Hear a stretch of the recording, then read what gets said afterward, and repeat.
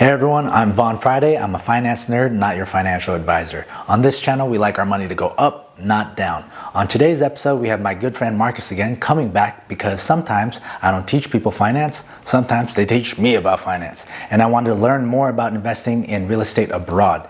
And hopefully in this episode, he can teach me and teach you how to invest in 5-figure properties in the US. If you want more financial content like this, subscribe for more.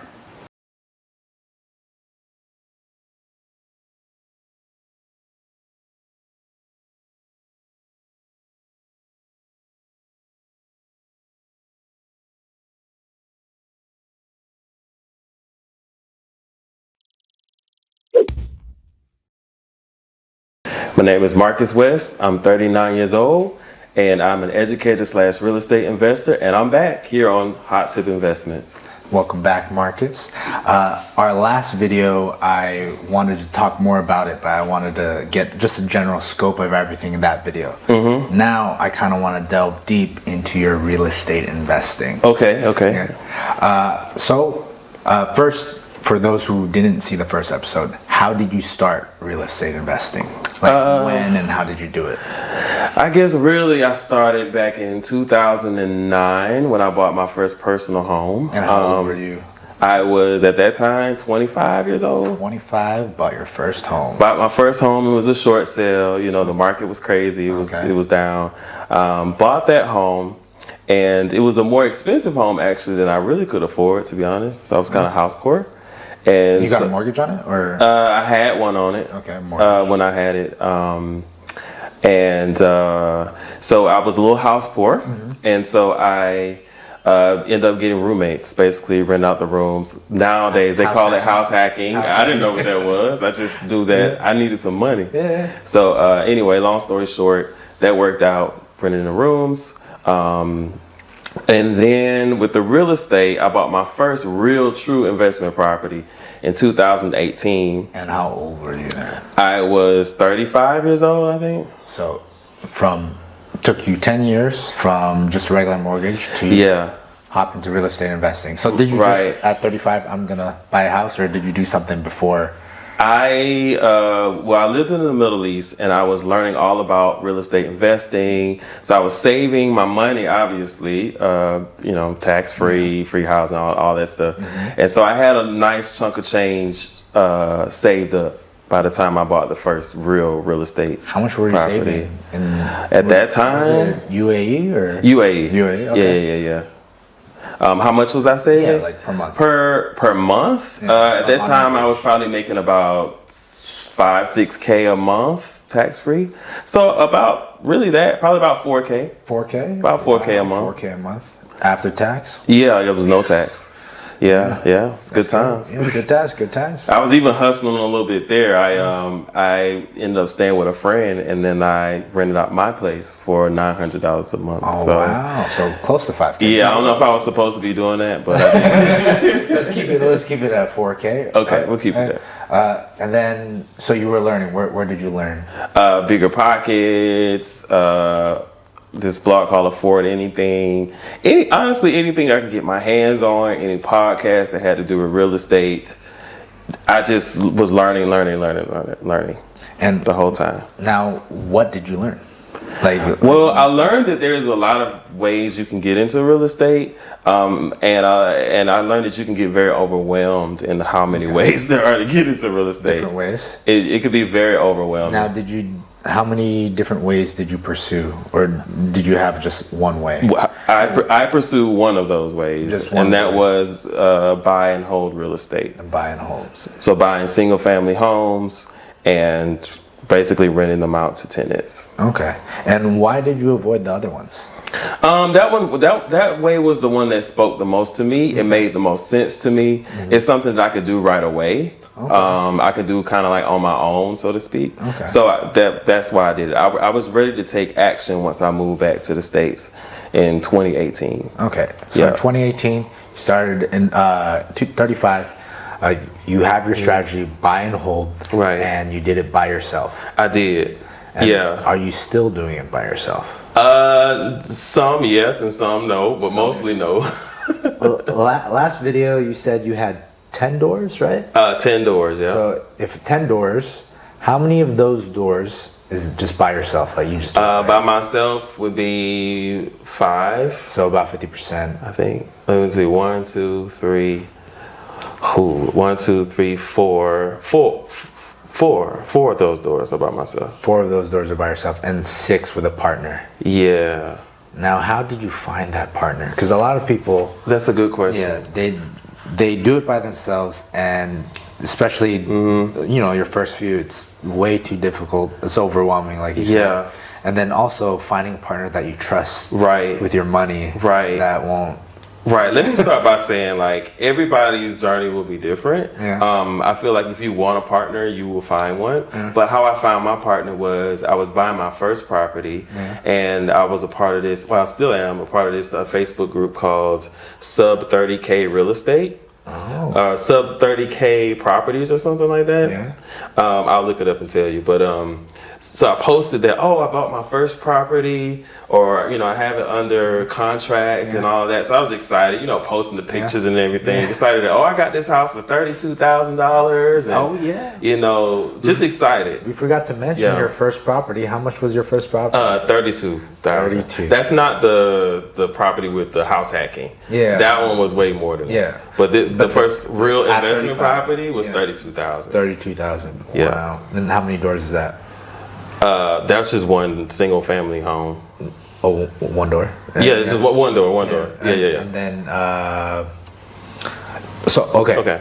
Before I get off track, you're going. Yeah. How did I find the partner? Right. yeah. So I posted that, you know, I bought this house, or I'm about to buy this house, blah blah blah blah blah. So he responded under the post, and he's like, I'm from the same town. You know, it's nice to meet another Georgia boy, and so we kind of chopped it up a little bit, and so I got a little bit deeper into what I was doing. And long story short, I was about to make some mistakes. Yeah. I was about to like buy it without an inspection and all types of dumb stuff. I don't know if I can cuss on here, but dumb stuff. Yeah. Okay. And so he was basically like, "Nah, don't do this, do this, do this, do this." So that helped me out a lot, and that stuck with me. Yeah. And so we kept in contact, and I met him He gave in you some person. hot tip investments? He gave me some hot tip investment tips on real estate. You know, I was green. I didn't know. Yeah. I mean, I had tried to buy like a fourplex at the time, and I didn't know, like, how am I supposed to do this? Just contact the realtors, wasting their time. Yeah. So anyway, he helped me, and so I never forgot that. Okay. He helped you. You never forgot it And so when I came into for free, or he helped me for free. Yeah, for free. Yeah. yeah, just out of the love of just helping somebody who was new. Yeah. And so when I came into some money, and he needed some money for a project, I became his private lender. So that's how the partnership started. And so, yeah. I have a question. So you have 4 doors by yourself? Did he have any doors by himself? Yeah, he had a few. Yeah, I don't know how many he had, but not like 1,000. Yeah. But he had like at least, I don't know, maybe 4 or 5 doors. Yeah, it's also about even. Yeah. Uh-huh. And then now you guys share 6 doors. Yeah, I think it's a triplex. It's a duplex. Actually, no, it's 5. It's 5. So you have 5 and he partnership of 5. Can we break it down? So Yes. you said the first one 32K. You still hold. First one, 32K. I still have it. Still have it 1 door. Yeah, 1 door. We got to count them bit by bit, I guess. The second door was 17, well, almost 18,000, 18K. I remember when I bought that house, I even said to myself, like, wait a minute. There's no way a house could be that cheap and not be like falling to the ground. But it had a tenant in it and everything. So there was a roof. There was a roof, and it actually is cute. It's a cute little house. 18K. 18K. So How much I is was it renting out for? Just that. at that time, it was only like $475, I think. And how much is it? Now it's like $620. Still under. So I could probably rent it for more, a little bit more. So you would make your money back in 3 years? Yeah, something crazy like that. Yeah, that was a crazy deal. Okay. Anyway. I'm just really jealous. Yeah. So what's then? We'll just go over the 5 that you have, and then the other 5. So the 32K to 18K. The next one was after we put all the stuff in 40K. 40K. Okay. And how many doors is that?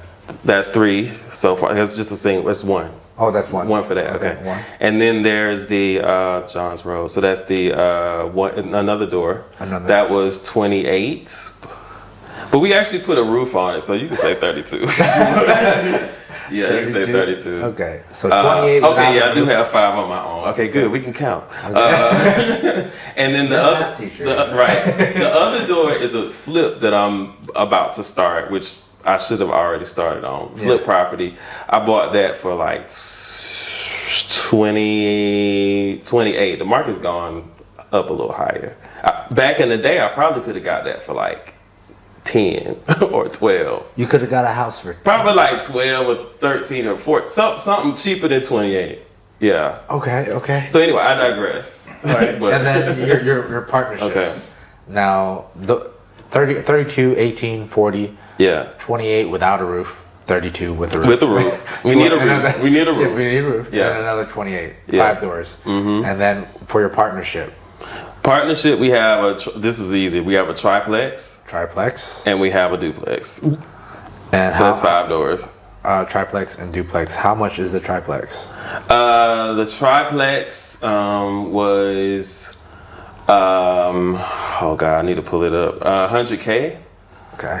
purchase. 100K in total or 100K just you? No.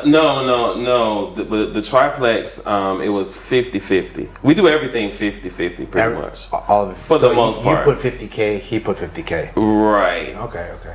I'm just writing down what you put in. I'm going back to my memory, like, what did I do? Yeah, I think it's 50-50 for that. And then the duplex? And then the duplex, I put in the purchase. So I put in 65. 65. And then he's doing the rehab. So it's supposed to be 65 and about 65 for the rehab. It's a lot of rehab. So you put up the upfront cost, and Right. he didn't put any in yet. We're working on the rehab now. Working on the So that Oh, so number there's a new one. is accumulating, yeah. Okay, so there's a new one. Yeah, it's a new one. Are you gonna put? You have it on contract that you're gonna put more if it exceeds 65 for him. If it exceeds 65, then we'll split it 50-50. Okay, you yeah. have it on paper. Yeah. Wow. Now, that is your partnership. Can you explain it? So you said 50-50. Pretty much everything is 50-50, yeah. But go ahead. I have more to say. Yeah. So 50-50. The triplex originally, the initial cost is 50-50, and the maintenance costs and upkeep and everything is 50-50. Yeah. The duplex, the purchase cost, it was 100% you, and rehab is 100% him. Right. Until a point. Right. But the maintenance cost is 50-50. Right. Okay. I see it. So obviously, I'm here in China right now, and Yeah. he's in Ohio now. We're focusing on that project and some other projects. And so you probably wonder, like, what, if it's 50-50, like I'm here, he's doing most of the work, and that's true. Yeah. But you have to put the work in to get the 65 that he didn't have. Right. So even though those properties, I do consider those properties to be my properties, on paper they're not my properties. So follow me here. So he owns the actual real estate, the actual buildings, but I get a return every month off of the profits. Is your name on it? My name is not on it. No. My name is not on it. His name is on the actual, like he gets the property tax bill and all that kind of stuff. Yeah. We share the expenses, but I get a return off of that. But how is it guaranteed that you get the return? How's it guaranteed that I get the return? Yeah, it's in the contract. Oh, okay. Yeah. Oh, I'm sorry. Yeah, I was like, you paid all that money. No, it's in the contract. Okay, name in the contract. Got it. I mean, that's the legal part. Now, granted, I trust them to do it, but it's definitely in the contract. For sure. I mean, you kind of just scared me right there. Oh no. You gotta have it written down. Yeah, you gotta have it written down. If you could say it, you could write it. Right? Absolutely. That's what I would say. Now, I also remember in the last video we talked about it. So this is how much you put in. And you also mentioned that you have no mortgages. This is all paid off. Yeah. So the triplex was 100K all in. Yeah, I think so. I mean, I'll correct. I'll look back at it, but I think it was about 100K. Yeah. And then duplex 65K all in. Yeah, the And prices have gone up. The prices have gone. So all of these have appreciated. Yeah, and so he actually is the benefit. He benefits from the appreciation. So that's For the partnership. right. And so like I don't really. My name is not on this. I don't really get that. Yeah. But he benefits from the appreciation. So that's an extra bonus for him. Do you For him being like more on the ground, dealing with contractors, dealing with we rent out the traveling nurses, so dealing with the nurses and things like that. But your rent is still 50-50, or do you get a higher portion because he gets We appreciation? split the profit. It's 50-50, Yeah. and he just takes appreciation. Right. You can have it. Like if I can get the check that I get from that, no problem. Go for But it. even the triplex, where you guys put in the same amount, Yeah. he just gets the appreciation. He gets the appreciation, Okay. but we split the profit, and we see the bigger picture. Yeah.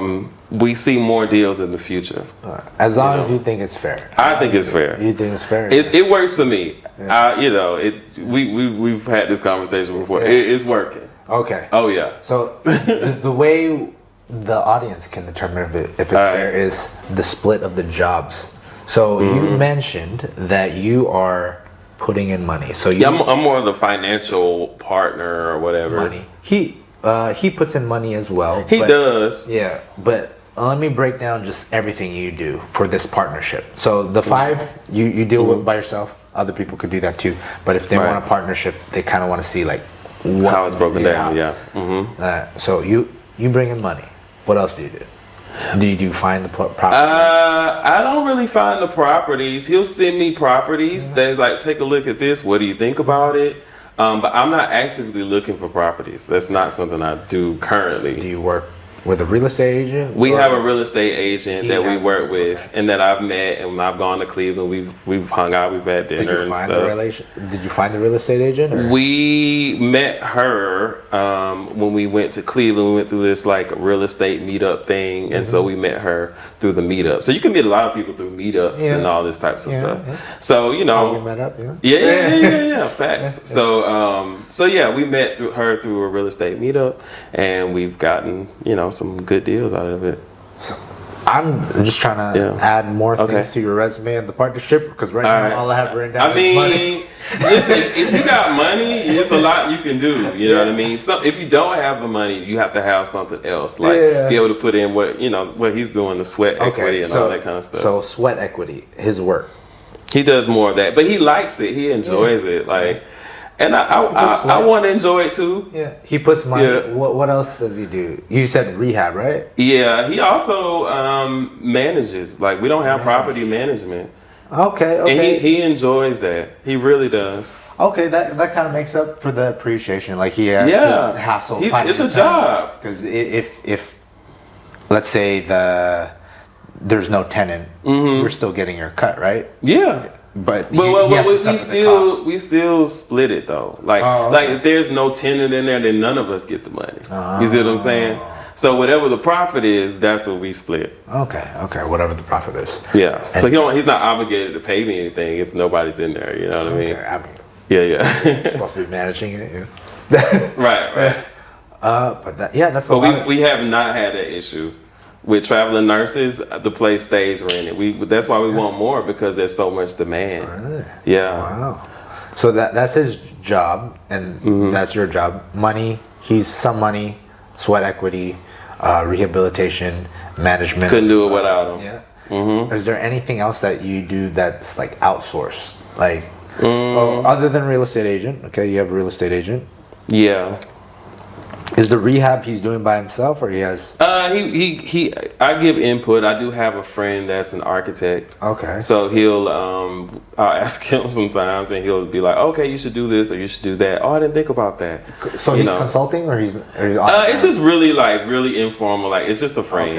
okay. So not really consulting. So not not that deep. So he's rehabilitating the property by himself, or does he have a No. We have a contractor who's Okay. doing all that work. He ripped out some cabinets and stuff, which is still fun.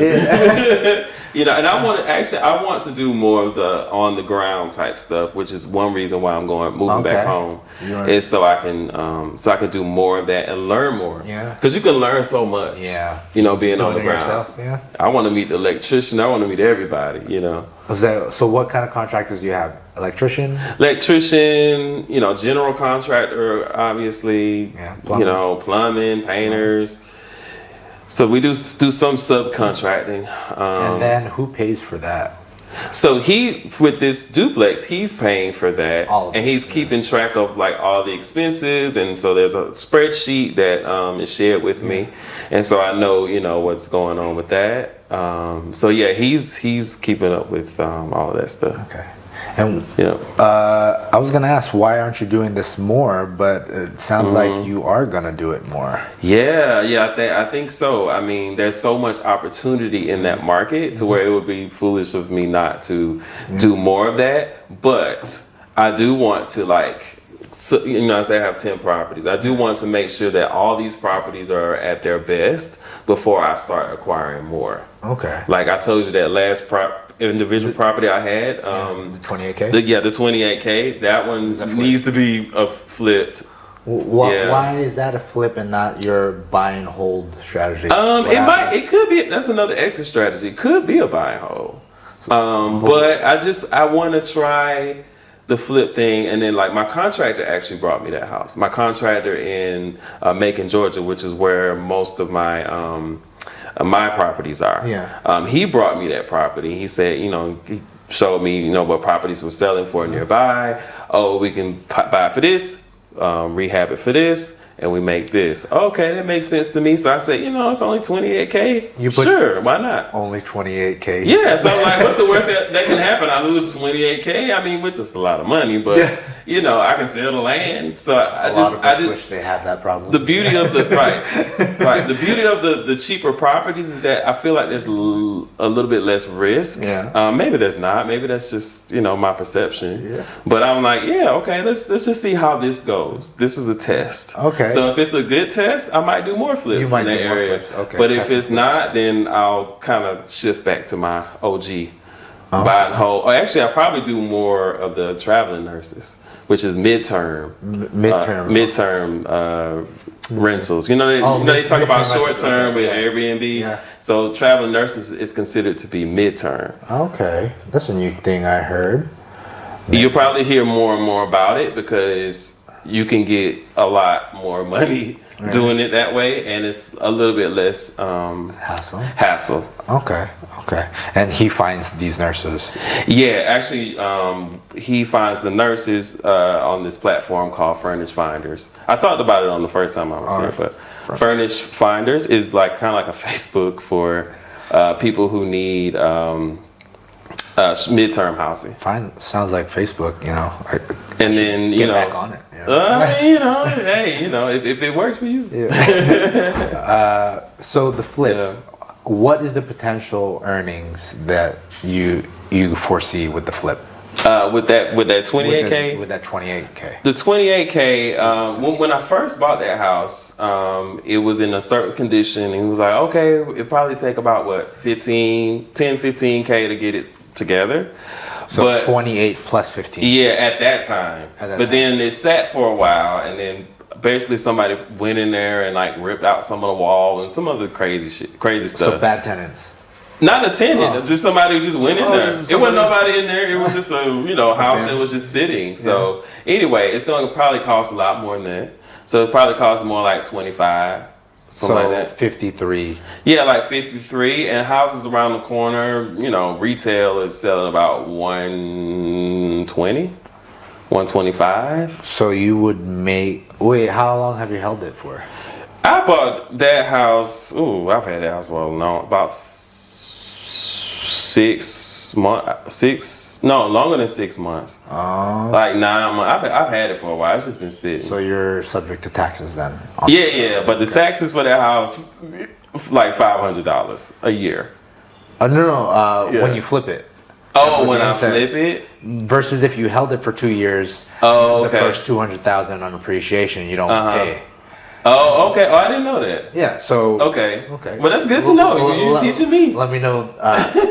Let the non-real estate guy teach. The Oh, real estate guy. nah. Look, I'm not an expert. Like you teaching me. I like All right, that. so if you hold a property and this is your primary residence and you hold it for more than 2 years, when you sell it, Oh, I do know that.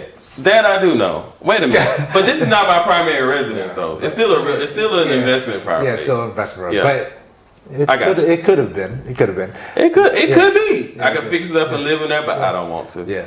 So let me finish for those. The first $250,000 in appreciation, when you sell it, you don't have to pay taxes on it. So that's all your money. Yeah. Okay.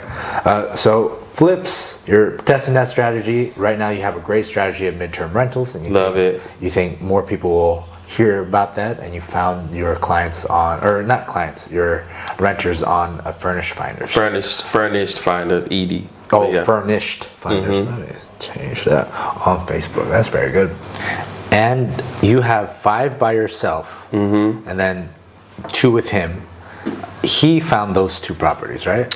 Yeah, he actually found those with that realtor I was telling you With about. the realtor. Okay. And then for the other 5, did you find those by yourself, or?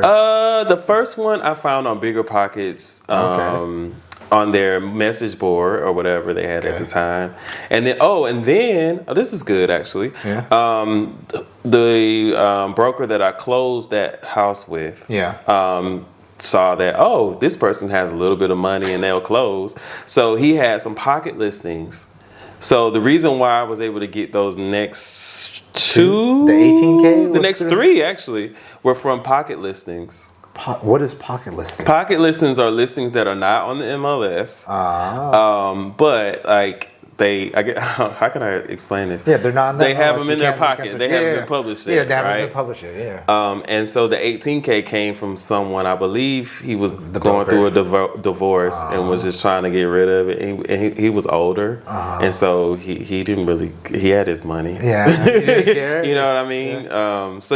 So I got those next 3 through the pocket listings, and so that really, from that one broker. from that one broker. Wow. Yeah, you're broker. still in contact with that broker now? We haven't talked in a while, but we cool. We cool? Yeah. You think you're gonna message him again? I mean, I give you his contact information, and you can reach out to him. No, I'm not me. I'm saying you. Are you going to reach out to him? Because he got you 3 pretty good Yeah, I think he even sent me. They even sent me a Christmas card. Oh, wow. But yeah, eventually when I'm ready to buy more, I might do that. He sent me more, but I didn't take all of them. Yeah. Okay.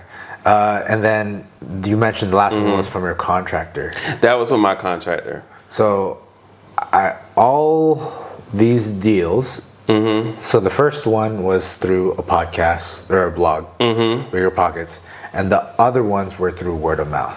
Yeah, through relationships. Relationships. So it just shows how important relationships are.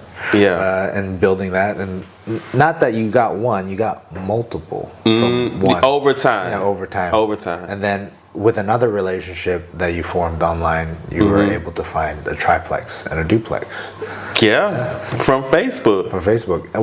That's so bizarre. Which is giving you the best rental income right now, cash flow? The 5 that you share, or the 5 that you own by yourself? Because the 5 you own by yourself seem like quite small properties. They seem small, but you'd be surprised. Those little base hits add up. Like the 4, like on most of them, I get at least $300-$400 a month. Yeah. You know, so you add that up. It starts to add up. Yeah. So which one is more, your individual or your split? Which one do you think where you get more? Let me do some quick math. I would say it's about. Well, the duplex is not done yet. Duplex is not done. So we don't know yet. You don't know So yet. right now it's my individual. But I think the partnership ones will take over. Take over. Unless I get more of those duplex and triplexes individually, then they might, Okay. But yeah, right now the ones I have on my own, since I've been doing that longer, I have more from that. And then the triplex and duplex your partner found. Yeah, basically. Has he sent you more stuff to look at, or are you He just sent focused me on some stuff, some other stuff, but I was like, nah, we ruled it out for whatever now. reason. Yeah. just focusing on the duplex now? Yeah, and that should be finishing up in the next month or two. Okay. And then if you go back, what do you plan to do? Like find more partnership deals, focus on the flips with the contractors, or talk to a broker? The flips sound more exciting. Flips sound more exciting? But to be honest, the best money is if you have money. The best way to make more money is to be a private lender. Private lender.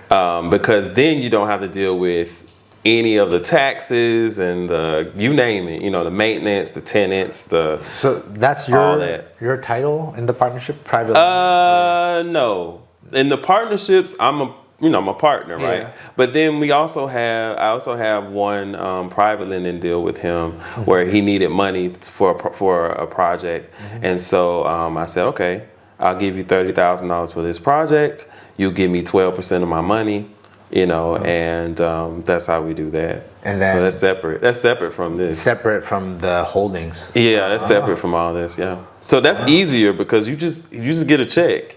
You don't have to worry about, am I going to have somebody in there, or do I have to clean the place and blah, blah, blah, blah. Well, that leads to other questions. How do you get into private lending?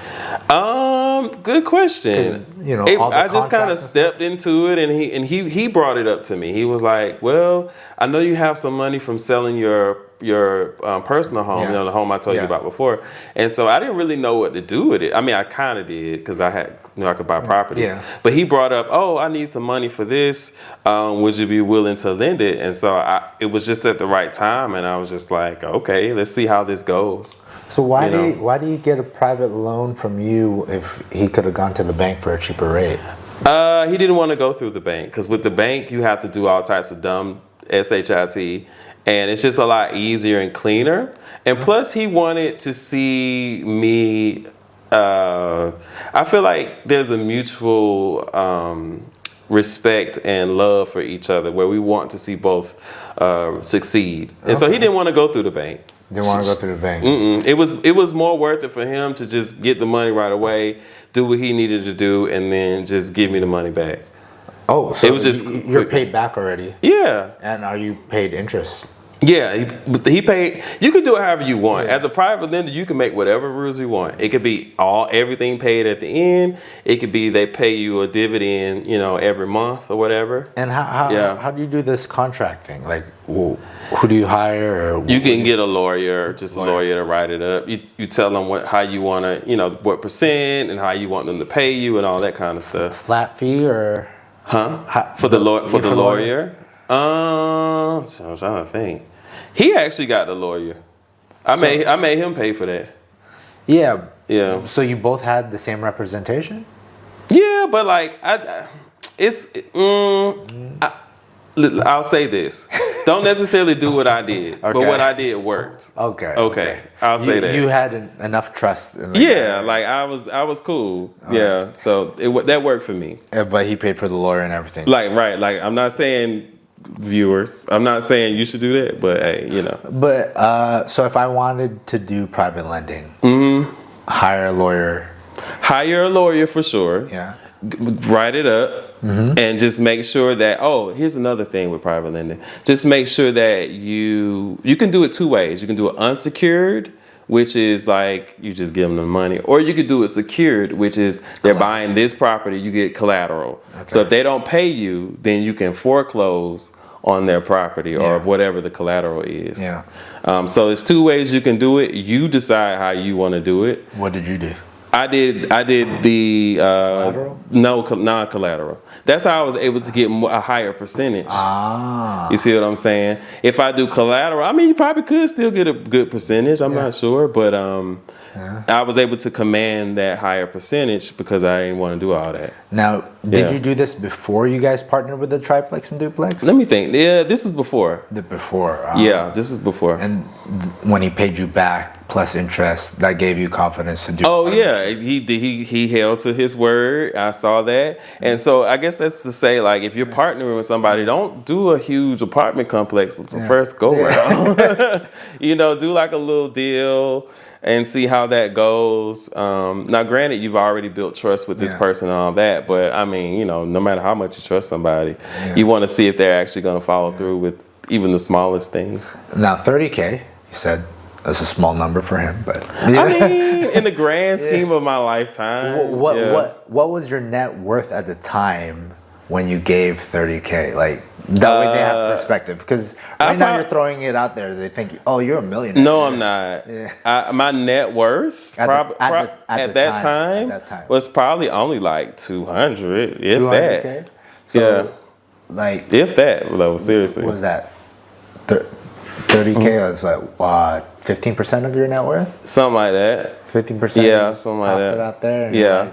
Yeah, it was a gamble, but like it paid off. You know what I mean? Yeah, it paid with off. The duplex and the triplex. Yeah, with duplex and triplex, making a lot more of your net worth. So sometimes you're gonna have to take some risks. Like, none of this stuff is risk free. Yeah. Now, you can be smarter about it than I was, or maybe in some ways. Yeah. But you got to take the risk. So how long did you know your partner before doing the collateral? Not long, and non-collateral. And actually, his wife was like, his wife thought he was crazy. You know, his wife thought I was crazy.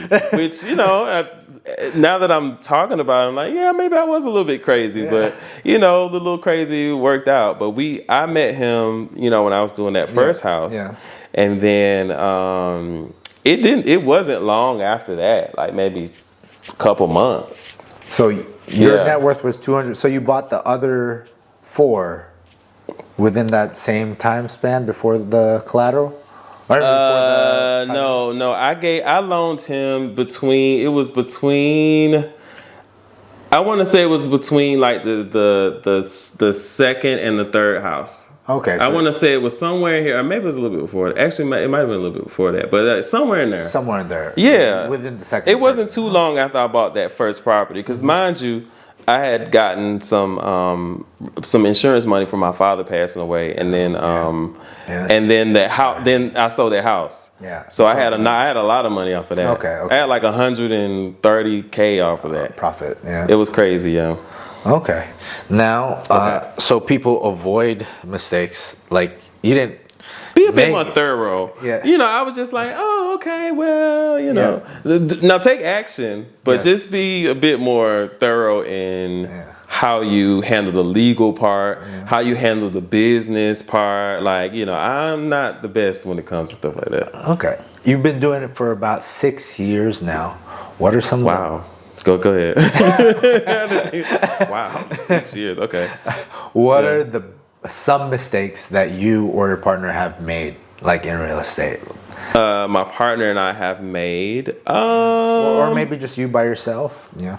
Yeah, I mean, when we first started doing with the triplex, we did short-term rentals, and you know, sometimes things work for other people that don't work for you. Mm-hmm. So that didn't really work for us that well. Like, it worked okay, but we had some, Airbnb? you know, Airbnb, and actually a little bit of VRBO, I think, at that time. It just didn't work as well for us. It was a lot of in and out weekends and trying to communicate who was there and all that. It was a lot of moving pieces, I'll say. And so we kind of transitioned to midterm now. But just know that what works for somebody else might not work for you. Got it. Yeah. Is that the only it takes time to do that. It's been pretty good. It's been pretty good. I can't think of any huge, like, oh my God, catastrophic, you know, we lost all of this money type of mistakes. Yeah. No. Okay. Is there something that you did that you wouldn't do again then? Well, the short term probably, but also let's see what else that I wouldn't do again. Yeah, you wouldn't do again. I don't know.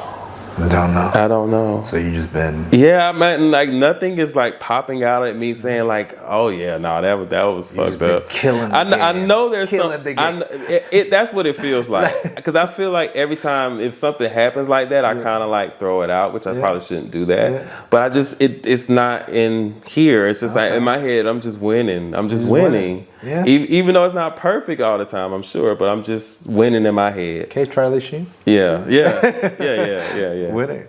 All right, last one. Okay. If you were to start at 20 years old right now, what would be the first steps you would take to real estate investing? Okay, if I was 20 years old, Right now, too. I don't know how much money I had, but when I was 20, Yeah. So let's say you were 20 and you had the same amount you had when you were 20. oh, that's a long time. Like how ago. would you start? Like, I was in college, so I would just honestly start. Saving money, obviously, going to real estate meetups. real estate meetups. Where would you find the real estate meetups? Facebook, you can search.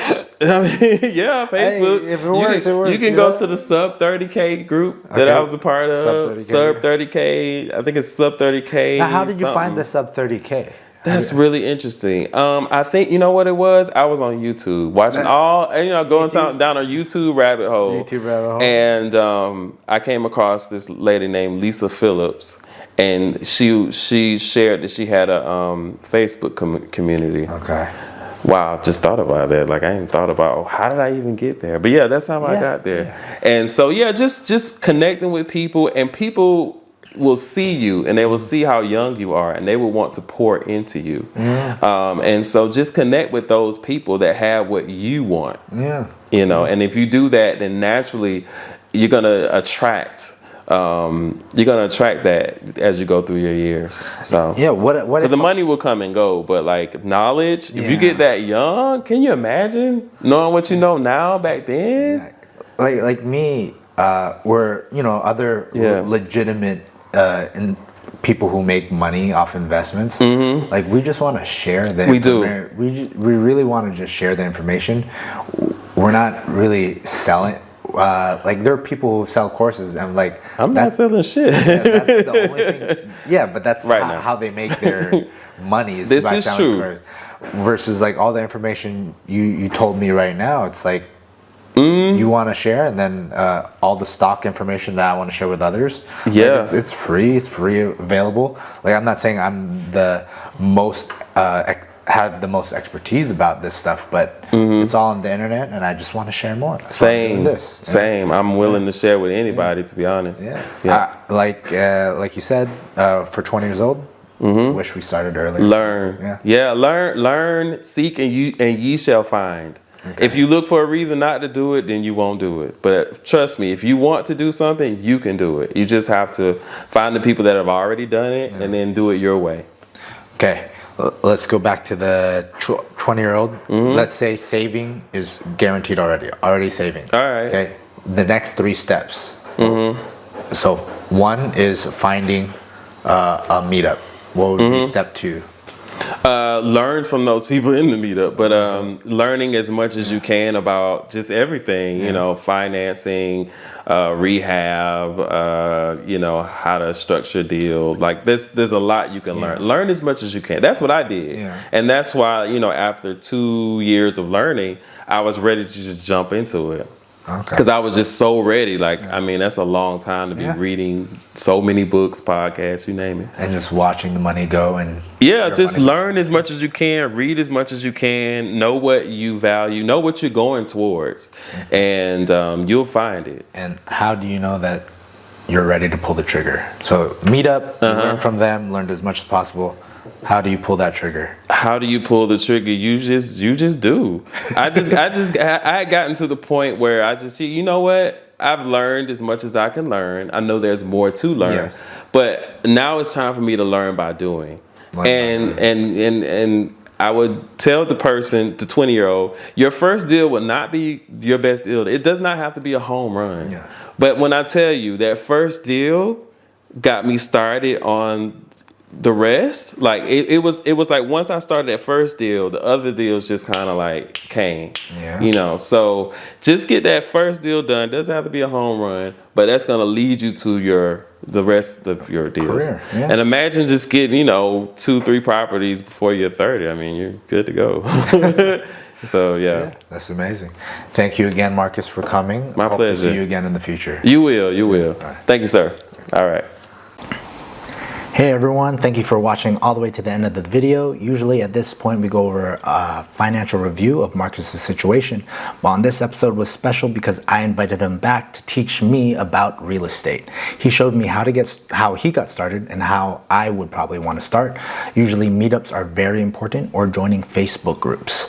Now, I'm not a big social media guy, but if I want to buy a 5-figure property like he did, I might want to open up my Facebook account again. But he also stressed the importance of keeping and maintaining relationships. 5 of his properties that he got independently, he got through his relationship with his broker. So if you have a good relationship with someone, they might give you a deal that is not on the market right now. So that is very important to know. Big thanks again to Marcus for joining us again on today's episode of Hot Tip Investments. If you have any questions, leave them down in the comments below, and I'll see you next time. Bye.